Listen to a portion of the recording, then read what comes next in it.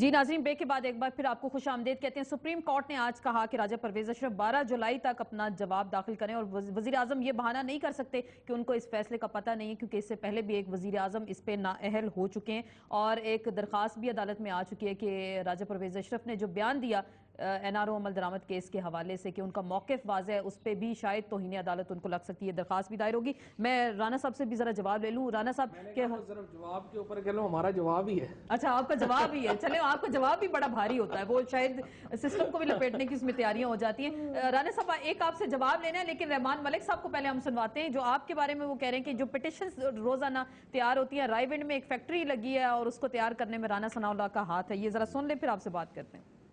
ये जो पिटिशन का उनको शुरू हो गया, तारीख जो है उन्होंने चलाई है पीपल्स पार्टी हटाओ तारीख थ्रू द पिटिशंस। तो ये एक पिटिशन माफिया जो है, जो उन्होंने बनाया है अपने रायविंड में बैठ के और अपने सेक्रेटेरिएट में बैठ के, उसकी इन्वेस्टिगेशन भी होनी चाहिए। लोगों को पता भी होना चाहिए कि पाकिस्तान पीपल्स पार्टी को डिस्टेबलाइज किया जा रहा है through the petitions. Rana Sanaullah साहब, he is the most powerful man, वो सारी पिटिशनों के बिहाइंड वो है। मैं बिल्कुल सीधा कहूंगा और वक्त आया तो बहुत सी चीज़ मैं वाज़ह करूंगा। पिटिशंस की पॉलिटिक्स से निकलना चाहिए।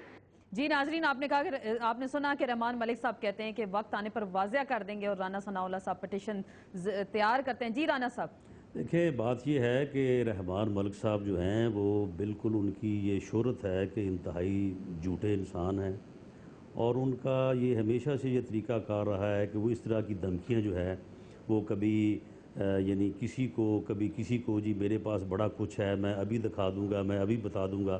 तो इस किस्म के वो जो है वो यानी जो है वो बातें करते रहते हैं। बाकी कोई रायविंड में जो है वो कोई इस किस्म की फैक्ट्री नहीं लगी हुई। पिटीशन जो है वो करना आइन और कानून के मुताबिक हर शहरी का हक है। अगर पीपल्स पार्टी का करप्शन करना इन्होंने अपना हक समझा हुआ है, इस मुल्क को लूटना, NIC को, स्टील मिल को, PSO को, OGDC को, यानी हर अदारे को लूटना अगर इनका राइट है तो फिर हर शहरी का ये राइट है कि इनके खिलाफ पिटीशन लेके जाए वो जाके इनके खिलाफ और इनके खिलाफ जो है वो बात करे। मैं एक ये बात करता हूँ कि कोई यानी पीपल्स पार्टी के खिलाफ जितने केसेस हैं उनमें मासवाए करप्शन के जो इनके खिलाफ यानी शिकायत हैं, उसके अलावा और बात है कौन सी? यानी किसने इनको किस बात से रोका है? करप्शन के खिलाफ केस में वकील है, बनना चाहते हैं। बात यह है कि बिल्कुल यानी पीपल्स पार्टी जो है वो जहां पे भी के बारे में क्या बिल्कुल उसके बारे में भी जो है वो हमारा यही ख्याल है कि उसकी गैर जानिबदाराना इंक्वायरी होनी चाहिए। और सुन लें, अगर अरसलान देखें, उस केस में दो लोग हैं, एक है मलक रियाज, उसने ये तस्लीम किया है कि मैंने रिश्वत दी है, दूसरा है अरसलान। अगर दोनों के ऊपर साबित होता है दोनों को सजा मिले, अगर एक के ऊपर साबित होता है एक को सजा मिले। दोनों को क्या? वो तो कह रहा है मुझे ब्लैकमेलिंग करके पैसे लिए हैं, सजा तो बिल्कुल यानी अरसलान के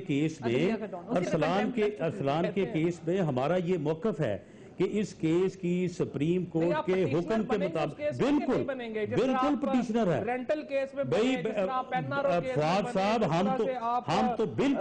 हम तो इस केस में पिटिशनर बनने को तैयार हैं। इंक्वायरी का अमल शुरू होगा, बिल्कुल बनेंगे। और हम तो ये कहेंगे कि मलक रियाज जो है इसके अंदर से जो है वो हर चीज निकाली जाए, इसके अंदर और अरसलान कितने हैं मलक रियाज और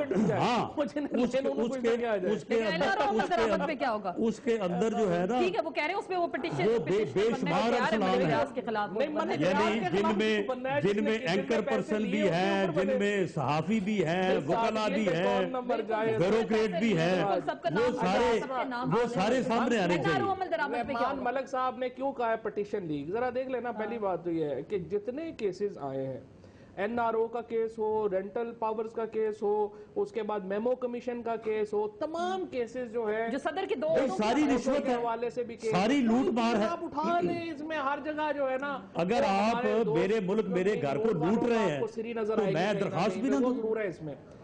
آپ نے ایکشن کیوں نہیں لیا؟ آپ نے ان کے خلاف ریفرنسز یعنی 8 سال جنرل مشرف کیا کرتا رہا؟ اس لیے سامنے نہیں، اس لیے سامنے مفاہمت تھی کوئی مفاہمت؟ یہ بابر اعوان صاحب ریکارڈ پہ انہوں نے یہ بولا تھا صدر زرداری کے کہنے پہ ہم نے فواد صاحب سے ایک بات کا جواب لے دیں کہ رحمان ملک جو ہے یہ پچھلے 6 ماہ میں اس نے 10 مرتبہ کہا ہے کہ میں میاں صاحبان کے کرپشن کے ثبوت سامنے لاؤں گا. کیوں نہیں جاتا وہ لائے $32 ملین.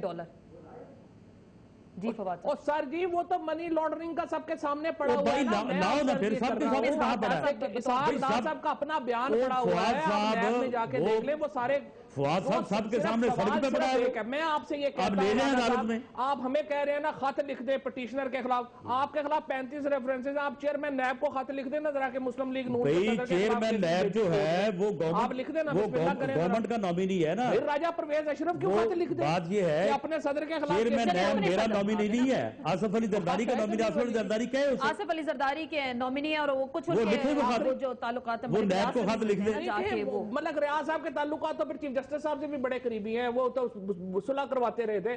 ملک ریاض دیکھیں عبدالحمید ڈوگر کی بیٹی کے اوپر تو بڑا اس وقت شور مچایا تھا آپ نے کہ وہ بیٹی ہے تو اس کا باپ کو کیا پتا، اور پورے میڈیا جو ہے اس میں آسمان سر پہ اٹھا لیا تھا. یہاں پہ جو کیس ہے اس میں تو انویسٹیگیشن ہوگی تو پتا چلے گا. لیکن وہ فواد صاحب آپ کو یہ پتا ہے اگر ارسلان کو چیف جسٹس صاحب خود کٹہرے میں لا کے کھڑا نہ کرتے تو بالکل ہمارا یہ مطالبہ ہوتا ایک سیاسی جماعت کے طور پہ کہ ان کے خلاف ایکشن لیا جائے. بات یہ ہے کہ جب انہوں نے خود اس کو لا کے کٹہرے میں کھڑا کر دیا تو اب آپ نے کیا کیا ہے؟ نواز شریف صاحب کے خلاف وہ ٹیم جو ہے وہ گریڈ 16 کے لوگ آپ نے انکوائری پہ لگا دیے. یہ کیا کیا آپ نے؟ جسٹس صاحب وہ جو تحقیقاتی ٹیم بنائی ہے کیونکہ معاملہ پھر خراب ہو رہا ہے، پھر بگڑ رہا ہے. رانا صاحب ہم یہی NRO عمل درآمد پہ ذرا بات کر لیں. 15 دن رہ گئے، ٹھیک ہے، اب نئے پرائم منسٹر کو کہہ دیا 12 جولائی تک اب اپنا فائنل جواب دے. وہ پہلے کہہ رہے ہیں کہ جی ہم تو نہیں. ویسے بی میں یہ رانا صاحب کی ایک بات جو ہے اس سے پہلے بھی کئی دفعہ میں ذکر کر چکا ہوں، چونکہ آپ نے سوال لیٹر کے حوالے سے لکھا تھا، میں جواب دیا. دیکھیں اس وقت اگر معاملے کو کسی طریقے سے بھی آگے لے کر چلنا ہے اس کا بہترین راستہ اس وقت یہی ہے کہ اس وقت جو ہے نئے الیکشن کا فیصلہ ہو جانا چاہیے. ایک بات، اور اس کے لیے اس سے زیادہ امپورٹنٹ بات ہے کیونکہ الیکشن تو بعد میں ہوں گے، اس سے پہلے 2 باتوں کا تعین ہونا بہت ضروری ہے. ایک، یہ دونوں مین پولیٹیکل پارٹی جو ہیں ان پر بہت بھاری ذمہ داری عائد ہوتی ہے کہ ایک ایسا چیف الیکشن کمشنر لے آئیں جس پر سب لوگوں کا اعتماد ہو اور وہ ممکن حد تک فیئر اور ٹرانسپیرنٹ الیکشن نہیں. اس میں 12 جولائی کو سر کیا ہوگا؟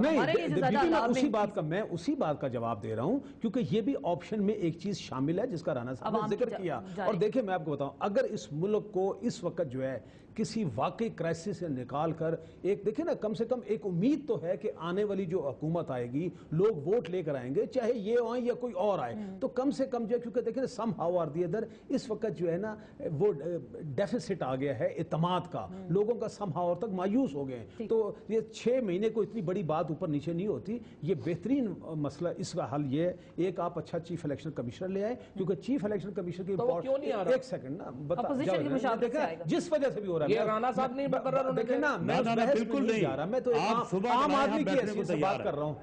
عام آدمی کی حیثیت یہ ترمیم کے بعد تو میرا خیال ہے سب سے اہم بات chief election commissioner, care taker prime minister اور تیسرا الیکشن. یہ الیکشن اب ہو جانے چاہیے اور تاکہ یہ ہم ساری مشکلوں سے نکل جائیں اور یہ آپشن موجود ہے.